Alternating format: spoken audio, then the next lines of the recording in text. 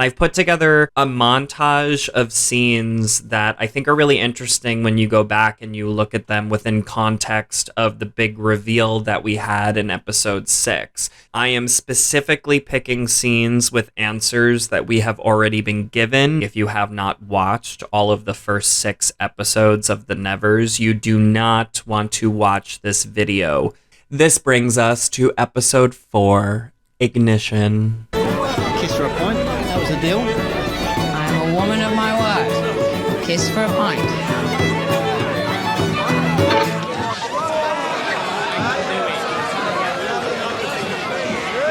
No, you fucking don't. So the scene of Amalia in the bar while Mary's funeral is going on, and she's just kind of picking the guys out that she wants to sleep with, bashing people over the head, now makes so much more sense. I mean, I loved Amalia when I first saw this, not knowing that she was from the future, but now knowing she's from a time period where, like, women were not seen to be subservient makes a lot more sense here. True, I can't imagine how many funerals you've been to. None. We don't do that where I'm from. We don't have enough time and we don't have enough ground. You know better than anyone what pain does when you don't make time for it. All time does is run out. I was left here completely alone, with nothing but a mission I was never actually given. No orders, no objectives. They left me here and they fucked right off. Maybe they died, who cares? I'm here. Where a woman can be killed just for having a voice, which will be the world's fucking epitaph if I can't do something other than make it worse. So now this one I was super attuned to when I first watched it. You could even see it in my episode breakdowns for my first watch where I'm like, she said when, she said when, she said when. But like, I mean, this is here just right now. She's like, Penance, and we know that Penance knows that she is from the future. She's like, we don't do that when I'm from. We don't have any ground. We don't have enough time. We do not bother with funerals. And then she goes on to this crazy tangent about how she was left here alone. I mean, it all makes sense once you know that the Galanthe brought her back. All the things that you don't need me to tell you. That story's been told.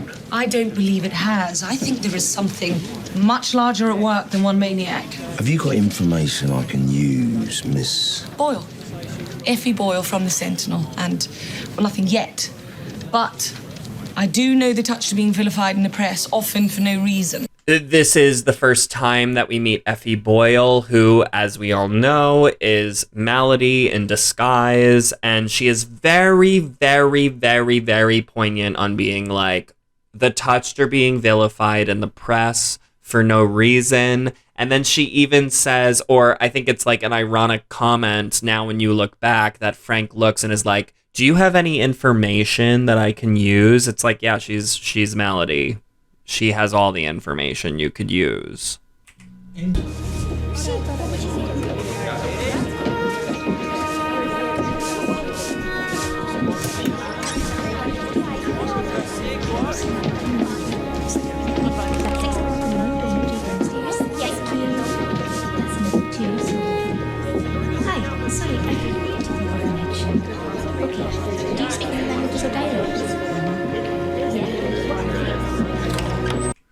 So I put this scene of Lucy looking at all of the touched. The reveal of her playing both sides is in this episode, but I thought it was really interesting because the camera specifically focuses on Desiree. And I think that Lucy obviously is upset that like the touched have all come here and have increased their ranks. But I think more importantly is she is concerned that Desiree will allow her secret to come out. And that's why she's kind of like honed in on this one thing, kind of watching. When I first watched this episode, I was like, oh, Lucy is proud and whatever, and she's feeling happy and elated that all these new touched are coming, until I realized that it's she's not happy about it. Gilbert Masson. What, Lord Masson? The Great White Hunter? Oh, he's a piece of work. I've got chums in his factory talking about a strike because he pays a pittance. And it's dangerous. It's bombs and the like they're handling. But it's a fine, fatty well if you're injured. He'd stick your head on his wall for a trophy before he'd give you threepence to feed your kids. Oh, I've gone all political. So I put in the scene of Lucy describing Masson's apartment because a lot of people were confused about how Amalia figured out how Lucy was the double-sider and how it was not very, it wasn't like a big dramatic moment that happened. It wasn't like, oh, you're the one. It just kind of was like revealed and was like, oh, how did you know? Well, she knows, and you can see it in her face in this scene that like the second that Lucy says he's got heads on his wall, and a few scenes before this, we see that Amalia has a vision or a rippling in Masson's office, and she sees all of these, stuffed heads on his wall, that's how Lucy could figure it out. This is a very obvious scene when you go back and you rewatch it. And then True is adamant that she goes there alone. No, I'm going to talk to Masson. Alone. You sure that's the way to go? He's only going to fall on you. No, I mean, I'm going to. Sometime today, I've already seen it. Wasn't sure where I was at first, but...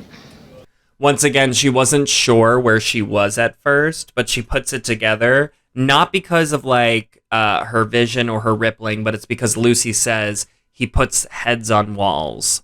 That's why she knows where she was. In the rippling. What do you want? I want everyone to stop lying. Can you see to that? I will try. I have to think about my reputation. Things never come back when they go away. Once again, I put this scene in here because this is just a very clear indication that Malady is like, I need to think about my reputation. I need to think about things. I need to be organized. I need to be planned. I don't like lying. Then we later find out that Effie is, in fact, Malady.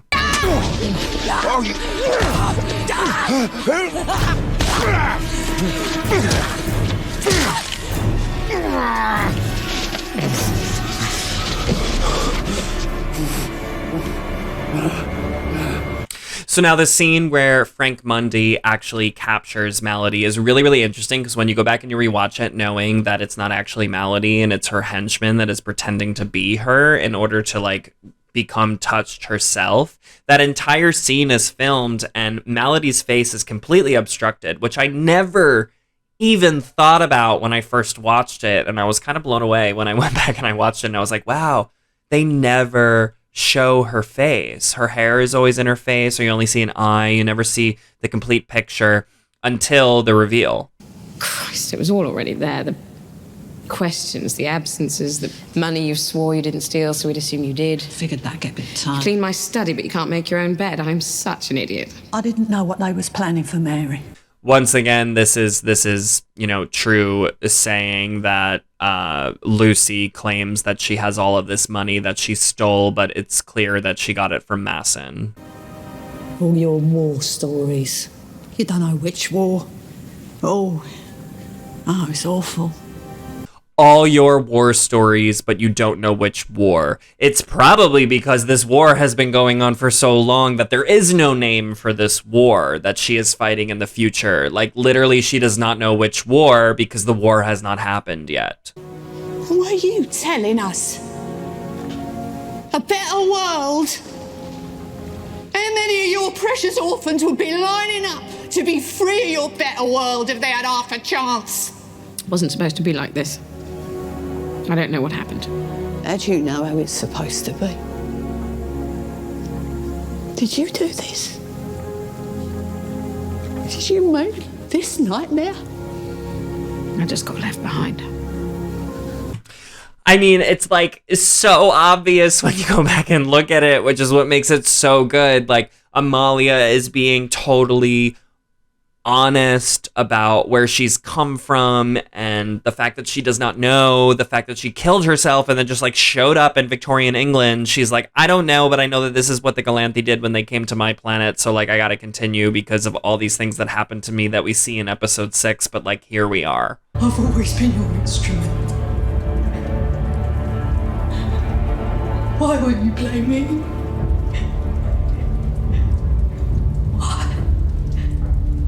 So this is the Malady that is not actually Malady. It's her henchman that is in jail. This henchman we know was cutting off their toes, was sacrificing a lot of things in order to become touched because they were not touched themselves. So when you first see this, you think that it's just Malady being crazy. But no, this is the henchman being like, I did what Malady wanted and I sacrificed probably my freedom. Why won't you play me? Why won't you make me touched? Why won't you give me the power that I so desperately want because I am so loyal to you? She said it to you. She said, Amalia, my lonely soldier. Because she's the only soldier from the future? Something about wearing stripes, but that part. But she said, I didn't leave. Something about wearing stripes. I mean, this makes so much more sense now. True's character is codenamed Stripe in the future because Stripe was her, rank in the army. Super cool. When you go back and you watch the scene and you're like, oh, Stripes. And I never even thought, it wasn't like when they revealed Stripe, I was like, oh, Stripes from the message. It was just like something that it was like flippantly said, like, oh, just Stripes. That doesn't really make sense. That was someone else talking through her. That's right. Then who? Who do we need to find? Keep in mind, at this point in episode 4, they have not said the word Galanthe. So when it's like, it's not her, it's somebody else speaking through her, it's the Galanthe. Tune in for next episode where I go into the foreshadowing in episode whatever it is. Thank you guys so much for watching. Think about subscribing and commenting about the foreshadowing that you might have seen that I might have missed, or things that I did not comment on. Tell me what you loved about the Nevers. If you're feeling a little bit spicy, please think about liking this video, subscribing to my channel, following me on Twitter, maybe checking out my Patreon, donating to my Bitcoin wallet if you just want to show support for the channel. And I'll see you guys in the next one.